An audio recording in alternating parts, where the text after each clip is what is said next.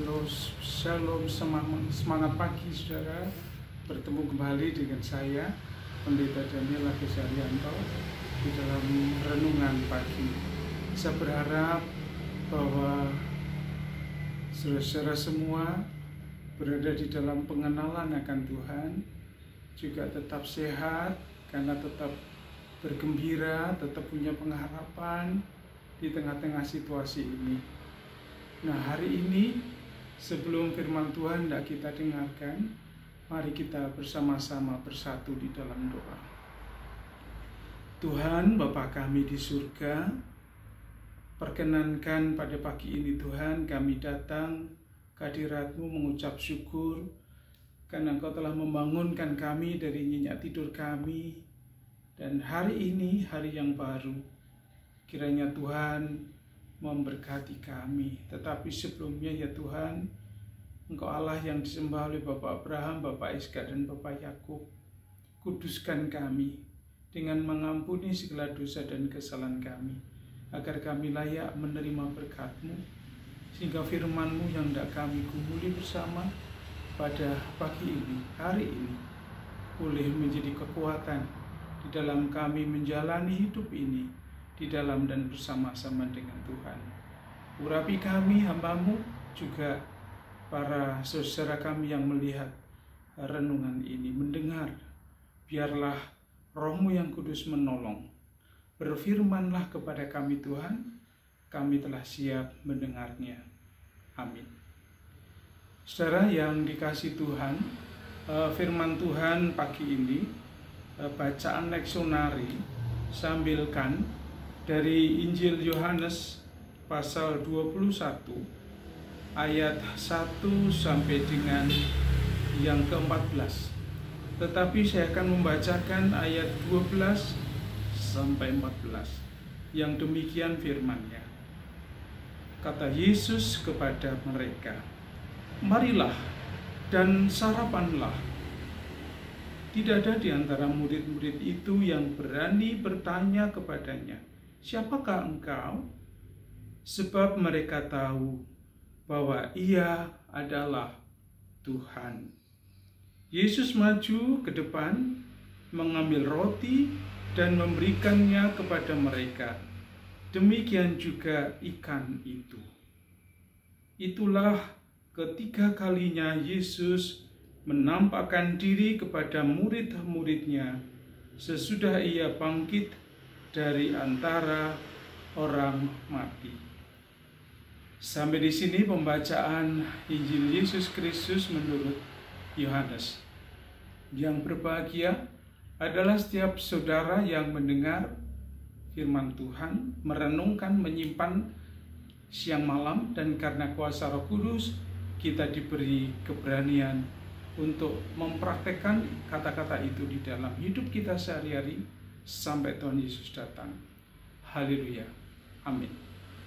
Saudara yang dikasihi Tuhan, tentu COVID-19 yang sudah kita lewati sudah hampir 1 bulan lebih. Ini sudah mau minggu ke-3 di bulan April. Dari banyak cerita saya mendengar bahwa masih ada 3 tempat kalau nggak salah, menurut informasi dari Bapak Bupati, dan 3 tempat itu ada di Arcawinangun, juga ada di Berkoh, dan ada satu lagi, sementara yang lain itu dinyatakan sudah aman karena yang positif sudah tidak ada. Nah, saudara yang dikasihi Tuhan, ketika kita mengenal Tuhan, tentu tidak ada rasa takut. Tetapi sekalipun demikian, mungkin juga masih ada yang bimbang, ada yang khawatir. Bahkan kekhawatiran itu juga kemarin saya membaca percakapan dari Bapak Bupati Ahmad Hussein dengan Deddy Corbuzier dalam Hitam Putih secara online.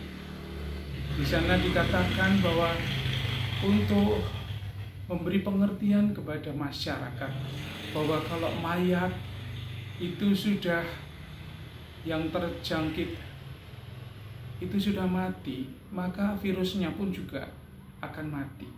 Ada di banyak tempat, ada 4 kecamatan yang menolak jenazah COVID-19. Saya bersyukur karena Bapak Bupati dengan pengetahuannya memberanikan diri, dia menjadi pemimpin yang baik. Walaupun masyarakat sudah diberi pengertian, tetapi karena mereka takut, maka ketika mereka, Pak Bupati harus menggali sendiri, jenazah itu dipindahkan di tempat lain, bahkan di tempatnya Bapak Bupati sendiri. Ini menjadi sesuatu yang sangat luar biasa untuk menunjukkan kepada masyarakat bahwa kalau jenazah COVID itu sudah mati, namanya jenazah, maka tidak bisa menular. Dan ternyata dengan keteladanan itu, akhirnya masyarakat baru mengerti. Dan kita bersyukur tinggal ada beberapa tempat, 3 tempat kalau nggak salah, yang masih ada kesempatan, karena di sana positif walaupun sudah di karantina. Dan mungkin kalau banyak orang khawatir, saya jadi ingat lagu vokal grup yang saat di paduan suara atau di vokal grup di GKJ Madura. Saya ingat lagu itu, Sejauh Doa.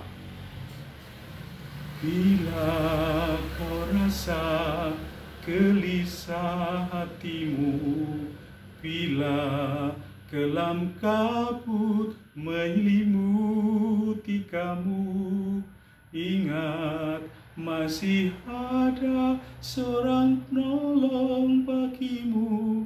Ia selalu pedulikan kamu. Bila kau rasa khawatir hidupmu, bila COVID-19 menghantui kamu, ingat masih ada Tuhan Yesus padamu. Dia selalu pedulikan kamu. Berseru memanggil namanya, berdoa dia akan selalu menghampiri dirimu. Percaya dia tak jauh darimu, dia hanya sejauh doa. Saudara-saudara yang dikasihi Tuhan, Tuhan Yesus hanya sejauh doa. Kalau kita berseru kepada Dia dan kita percaya, maka Dia akan menolong. Seperti keyakinan para murid. Di dalam bacaan leksionari diceritakan, murid yang pertama ada sekitar 7 orang yang karena mungkin jenuh barangkali, sudah 2 minggu Yesus bangkit. Ketika Yesus bangkit yang pertama, Thomas tidak melihat. Ketika Tuhan Yesus bangkit dan menampakkan diri, yang kedua kali Thomas di sana ada. Maka di sana diceritakan ada Thomas, ada Petrus, juga ada Nathanael, ada juga Yohanes dan Yakobus, anak Zebedeus, dan masih ada 4 murid yang lain yang ada di kapal lain. Percakapan itu menarik, saudara. Ketika mereka seharian tidak mendapatkan ikan, pada siang itu mereka melihat Yesus ada di pantai. Kemudian dia berseru, tebarkan jala itu. Dan mereka menebarkan jala itu. Dan dia bisa mendapatkan 153 ekor ikan. Dan setelah tahu, maka Yohanes mengatakan pada Petrus, itu Tuhan. Yohanes mulai mengenal siapakah itu, walaupun dia jarak jauh, dia bisa mengenal. Dan ketika tahu Simon Petrus bahwa itu adalah Tuhan, maka dia berpakaian dan langsung terjun ke danau itu dan mendekati, menjumpai Tuhan. Bahkan ketika mereka kemudian diundang oleh Tuhan Yesus, mari makanlah, makan roti dan juga makan ikan. Dikatakan tadi di dalam bacaan tadi, mereka tidak berani bertanya karena mereka sudah tahu itu adalah Tuhan Yesus yang bangkit. Nah, oleh karena itu saudara yang dikasihi Tuhan, kalau kita percaya bahwa Tuhan Yesus telah bangkit, maka kita pun juga percaya Dia akan memberikan kemenangan, akan memberikan kekuatan, akan memberikan perlindungan. Tentu kita juga dalam melawan COVID-19 ini, kita tetap mematuhi protokol, mematuhi aturan dari pemerintah. Karena di dalam video saya tadi juga ikut menangis. Ada seorang petugas yang dia menangis ketika wawancara di mata Najwa. Dia menghimbau supaya di rumah saja. Dia minta tolong agar di rumah saja. Terutama itu yang ada di Jakarta. Sehari bisa 10 jenazah yang dimakamkan. Karena itu saudara yang dikasih Tuhan, biarlah kita yang baik yang tinggal di Purwokerto, maka tetap jaga kondisi, tetap di rumah, dan tetap kalau keluar pakai masker, tetap cuci tangan dengan sabun dan air mengalir, dengan tetap jaga jarak, dengan tetap melindungi diri sendiri dan orang lain. Kita yakin kalau Tuhan menolong kita, melindungi kita, kita juga harus memakai perlindungan itu untuk orang lain juga.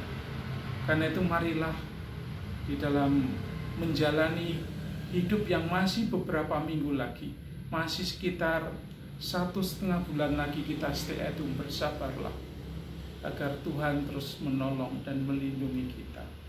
Akhirnya saudara yang dikasihi Tuhan, biarlah ketika kita percaya kepada Tuhan, kita juga tetap meminta perlindungannya. Kasih Tuhan mengiringimu dan sayapnya menaungimu. Tangan Tuhan pegang di dalam hidupmu. Majulah dalam terang kasih-Nya. Tuhan memberkati saudara. Amin.